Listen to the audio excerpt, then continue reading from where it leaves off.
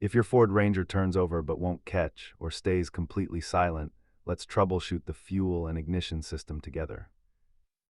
Data shows that nearly 70% of no-start issues in older Rangers are rooted in the fuel delivery circuit. Before you replace expensive parts, follow this diagnostic sequence to isolate the actual failure point. Start by checking the fuel pump prime sound and ensuring your inertia switch hasn't been triggered by a sudden impact.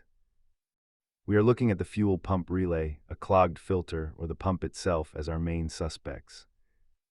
If the fuel system is pressurized, we must shift our focus to the ignition path and the crankshaft sensor. Simple electrical swaps are great for the driveway, but dropping the fuel tank is a task best left to a shop.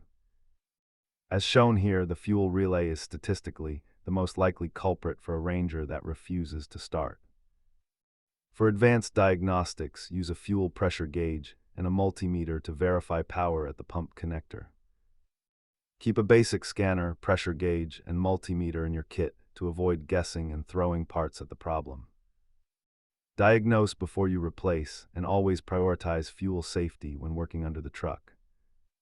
Check your relay first and let us know in the comments if you found the fix. Thanks for watching.